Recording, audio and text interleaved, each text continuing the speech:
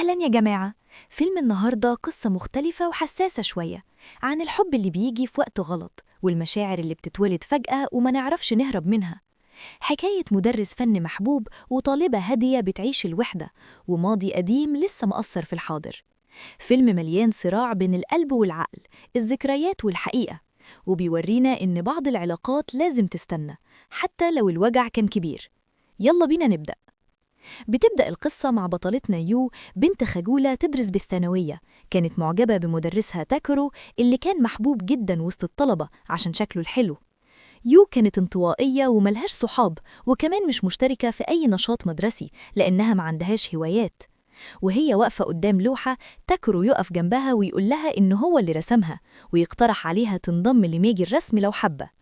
يو تحس إن الموضوع صعب وترفض في الأول، لكن لما يلاحظ حزنها يعرض يرسم لها رسمة في كشكولها. يو تقوله إنها ما عندهاش كشكول، فيمسك إيدها ويرسم جرو صغير.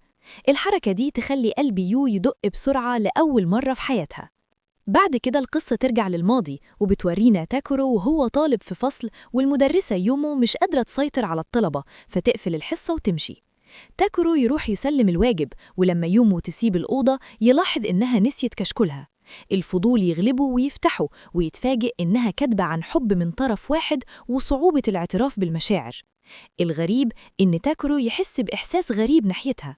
نرجع للحاضر. يو تكون مبسوطة قوي برسم تاكورو على إيدها، لكن تاني يوم في المدرسة تكتشف إنه رسم على إيدين كل الطلبة، فتحس بإحباط وإنها مش مميزة زي ما كانت فاكرة. تجري على الحمام وتغسل الرسمة، وهي خارجة تشوف تاكورو بيعرض عليها تاني تنضم لنادي الرسم. المرة دي توافق ويروحوا أوضة الرسم ويبدأ يعلمها ترسم تفاحة كدرس للمبتدئين. في الماضي تاكورو يرجع كشكول يومو وهي تحس بإحراج عشان عارفة إنه أراه، فتبدأ تتجنبه. لكن ده يخلي تاكورو يهتم بيها أكتر ويحس إنها مختلفة. في الاستراحة يعترف لها إنه محتار يدخل أنهي كلية بعد التخرج، وهي تقترح عليه كلية الفنون الجميلة عشان موهبته. يوافق ويروح مكتبها يرسم في هدوء. يومو تبدأ تهتم بيه وتشتغل جنبه وهو في السر يرسمها. في الحاضر يو تنجح ترسم التفاحة وتكتشف موهبتها وتقرر تكمل في نادي الرسم. في حصة بعدها تحاول تسأل تاكورو عن رسمها، لكنه تشوفه بيكلم طالبة تانية فتحس بالغيرة وتسكت. طالب اسمه آجي يقرب منها ويحاول يفتح كلام، وهي عارفة إنه معجب بيها فتتجاهله. نرجع للماضي. تاكورو يخلص رسمة ليومو وعلاقتهم تقرب أكتر. يومو تطلب رأيه في رسمة ليها وهو يعيد رسمها فتتوتر. فجأة مدرس يدخل وتاكورو يمشي. المدرس ينبه يومو إنها ما تعملش تفرقة بين الطلبة ولا تخلي حد يتعلق بيها. يومو تفكر وتدرك إنها قربت من تاكورو زيادة، فتبدأ تتجنبه تماماً حتى تمنعه يرسم في مكتبها. في الحاضر تاكورو يزور فصل يو وياخدها أوجة الرسم عشان يشجعها تعمل صحاب، لكنه بيبان عليه شوية غيرة لما شاب يكلمها. في الماضي تاكورو يلاحظ تصرفات مدرسه فيروح لها بعد المدرسة وهي لوحدها ويقول لها إنه قرر يدخل كلية الفنون. يومو تفرح وتشجعه وهو يستغل الفرصة ويسألها ليه كانت بتتجنبه. تشرح له إن علاقة بين مدرس وطالب مش مناسبة. يسألها إذا كانت شافت علاقتهم حاجة مميزة فتتكسف وتسكت، وده يبين إن عندها مشاعر مخبية. في الحاضر يو تقرر تستنى تاكورو في أوضة الزرع، لكنها تنام من طول الانتظار. لما يدخل يشوفها نايمة ويبدأ يرسمها. تصحى ويطلب منها تفضل ثابتة عشان يكمل الرسم، وده يخلي قلبها يطير من الفرحة. نرجع للماضي. تاكورو يعترف ليومو بحبه، هي تحتار وتقول إن العلاقة دي مستحيلة، وهو يأكد لها حبه لكنه ترفضه. يطلع زعلان لكنه يقرر يفضل يحبها. في الحاضر بعد ما يخلص رسم يو تشكره، ولما يمشي تلاقي كشكوله الشخصي وتفتحه وتتفاجئ برسومات كتير لست واحدة. في الماضي يومو تتجاهل تاكورو خوفاً من تطور العلاقة، لكنها تغار لما تشوف بنت بتكلمه. في يوم يوصلها لحد بيتها ويشكرها عشان ساعدته يختار كليته، وبعدين يسألها عن مشاعره ناحيته. تتوتر وما تعرفش ترد، لكن عدم رفضها يديه أمل ويروح وهو مبسوط. في الحاضر يو تعترف بحبه لتاكورو، لكنه يرفضها بهدوء ويقول إنه بيحب ست تانية. تسأله إذا كانت هي الست اللي شافها في كشكوله، فيعترف إنها مراته. يو تتصدم وتمشي من غير كلام وتسيبه حزين. نرجع بالزمن ونشوف إن تاكورو ويومو كانوا فعلا في علاقة، هو يبعت لها رسايل وهي تتجنب الرد، لكنهم يفضلوا يكلموا بعض وهي حاسة بالذنب. في الحاضر آجي يساعد يو في شيل حاجات تقيلة ويعترف لها بحبه، وهي ترفض بلطف وتقترح يفضلوا صحاب. تاكورو يوصل ويسمع ويحس بالغيرة. في الماضي يومو تبعت لتاكورو رسالة تقوله إنها مش قادرة تكمل العلاقة عشان مصلحتهم وينهوا كل حاجة. تاني يوم في المدرسة يومو تتجاهله وصاحبه يلاحظ زعله. بنت تانية تعترف له بحبه وهو يرفض ويقول إنه بيحب حد تاني. تسأله إذا كان حب من طرف واحد ولا علاقة وهو ما يعرفش يجاوب. في الحاضر بنات في الفصل يثرور عن تاكورو وإن كتير منهم معجبين بيه. واحدة تطلع كشكولها ويو تخاف يفتحوه ويشوفوا رسومات يومو، فتقاطعهم وتقول إن الناظر طالبهم. بعد ما يمشوا تاكورو يشكرها وهي تقوله إنها مبسوطة إنها ساعدته، ويتضح إنها لسه بتحبه رغم استحالة العلاقة. في الماضي مدرس يسخر من يومو ويقول إنها مش مهنية، وتاكورو يسمع ويدافع عنها. المدرس يتكسف. تاكورو يتبع يومو لمكتبها ويقول لها إن بنات كتير معجبين بيه، فتبان عليه الغيرة وتحذره. فجأة يقبلها، لكن بنت شافته وبلغت مدرس. تاني يوم تاكورو يكون فرحان بالقبلة، لكنه يتصدم لما الناظر يعلن استقالة يومو. يحاول يوصل لها ومش بيعرف. في الحاضر يو تفضل تبص لتاكورو وتتفاجئ إنه كمان بيبص لها، فتتلخبط مشاعرها. في الماضي يومو في مكتب الناظر ويقال لها إن طالبة شافتها بتقبل طالب وإن الطالب هيترفض. يومو تتحمل المسؤولية وتستقيل. بعد سنة تاكورو يتخرج ويدخل كلية الفنون، لكنه لسه بيفكر في يومو. في الحاضر الطلبة يكونوا شافوا كشكول تاكورو وبيتكلموا عنه وحش، ويقولوا إن مراته خانته عشان كده عايش لوحده. يو تقف وسط الفصل وتدافع عنه. تاكورو يدخل ويوضح الحقيقة. أيوة كان متجوز، لكن مراته توفيت.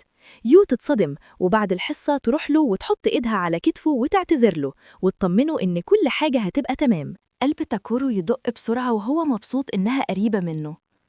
ومع الرجوع للماضي نشوف إن تاكورو كان طالب متفوق جداً في الكلية.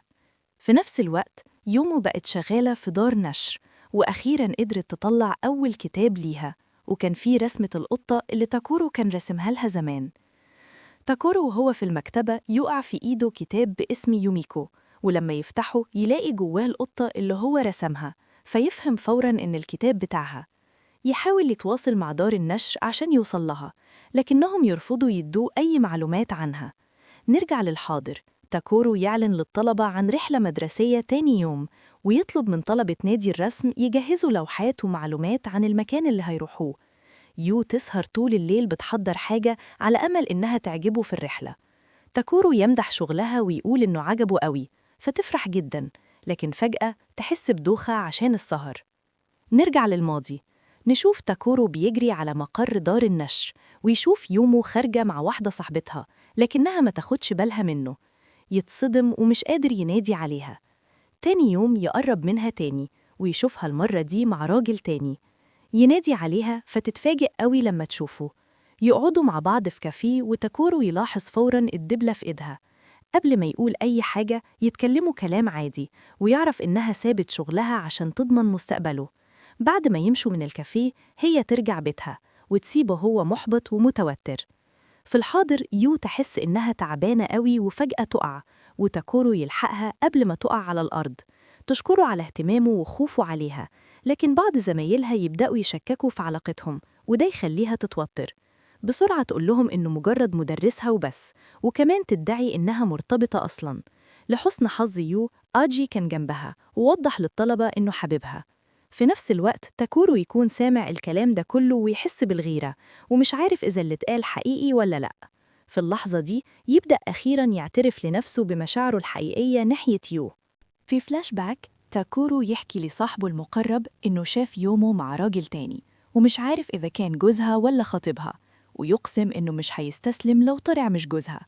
وبعدها يشوفها راكبة تاكسي مع نفس الراجل. في الحاضر يو تشكر آجي على مساعدته، وكانت على وشك تدوخ تاني، فيقعدها ويطمنها إنه هيجيب لها مية. تاكورو يوصل وهو عارف بتعبها، فيجري عليها ويحط إيده على جبينها ويعرف إن عندها سخونية. من غير ما يقول كلمة هي تنام على كتفه. نرجع للماضي. تاكورو كان قال لصاحبه قبل كده إنه فاكر إن يومو مخطوبة، وده خلاه يفكر يسيب الكلية ويدور على شغل ويجمع فلوس عشان يتجوز يومه. لما صاحبه يسمع الكلام ده يجري على بيت يوميكو ويحكي لها كل خطط تاكورو ويتوسل لها تقنعه ما يسيبش دراسته. فعلا هي تكلمه وتحدد معاه ميعاد. في المقابلة تعاتبه بزعل وغضب وتأكد له إنه غلطان وما كانش لازم يسيب الكلية لأي سبب. تاكورو ما يستحملش ويشرح لها إنه كل اللي عمله ده عشان بيحبها وعايز يبقى راجل مسؤول وليه شغل عشانها. هي تنتقد تفكيره وتقوله إنها عمرها ما شافته لا كطالب ولا كموظف، وتكشف له إن الدبلة اللي لابساها كانت شرياه لنفسها. تاكورو يرتاح جدا من ردها، والاتنين يعترفوا بحبهم لبعض ويبقوا حبايب. في الحاضر تاكورو يشوف يو نايمة على كتفه ويحس بضيق، لكنه يقرر ما يعملش حاجة. بعد كده في البيت يعترف لصاحبه إنه ناوي يسيب الشغل في المدرسة عشان مشاعره لطالبة. القرار ده يخليه حاسس بالذنب ناحية يومه، ويفتكر جوازهم السعيد والذكريات الحلوة، ويقتنع إنه حبه لبنت تانية يعتبر خيانة ليها. من ناحيتها يو تعرف إن بكرة عيد ميلاد تاكورو، فتتحمس وتقرر تجيب له هدية، وتكون عبارة عن لوحة تفرح وهي شغالة عليها. في المدرسة تاكورو يمسك لوحاته الخاصة بيومه ويفتكر إزاي كانت بتحتفل بعيد ميلاده قبل كده. فجأة يو تدخل المكتب وتديه اللوحة وتهنيه بعيد ميلاده بطريقة تفكره بكلام يومه. تاكورو يتعصب ويزعق ليها بقسوة ويقول لها توقف اللي بتعمله، لأنه ما ينفعش يحس بأي مشاعر ناحيتها. يو تمشي وهي بتعيط، لكن آجي يشوفها بالحالة دي ويعرض ياخدها ملعب السلة عشان يهديها. ورغم إن آجي يعترف بحبه ليها تاني، هي ترفض وتقوله إنها مش شايفاه غير صاحب.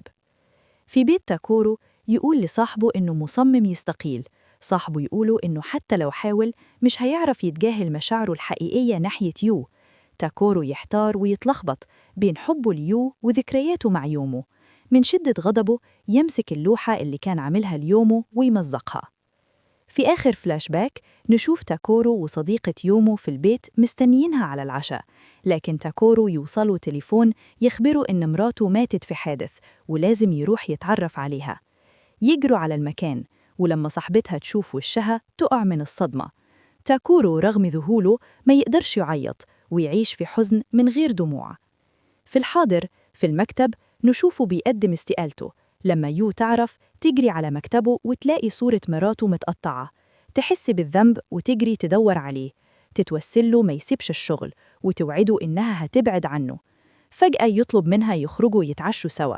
رغم ترددها توافق وهي حاسة إن ده يمكن يكون آخر لقاء بينهم. يقعدوا مع بعض ويتكلموا، ومع نهاية اليوم تطلب منه يفضل شوية كمان. تطلع كشكوله من شنطتها وتديهوله، فيلاقي إن يو كانت مصلحة صورة يوميكو. تنصحه ما يفرطش في الذكريات الغالية مع مراته الرحلة. لأول مرة من ساعة وفاتها تاكورو ينهار في العياط. يو تفتح موضوع الاستقالة تاني وتطلب منه ما يمشيش، وتوعده إنها مش هتضايقه ولا تطلب حبه. يفاجئها باعترافه بحبه ليها ويقول إنه عشان كده عايز يستقيل عشان يحميها. يو تتأثر جدا وتعترف إنها كانت نفسها تبقى سعيدة في اللحظة دي، لكنها تزعل لإنها مش قادرة تكون مع اللي بتحبه. رغم صراعها الداخلي تقرر تمشي. تاني يوم في المدرسة وهو بيجمع حاجته، يو تخرج بسرعة من المبنى عشان توفي بوعدها إنها تبعد. تفضل تتجنبه، وده يخلي تاكورو يشتاق ليها ويحس إنه مش قادر على غيابها. فيغير رأيه ويطلع يدور عليها ويلحقها، ويأكد لها إنه مش هيستسلم غير لما يشوفها بتتخرج. يو تركز في دراستها، وتاكورو يفضل مخلص لشغله كمدرس.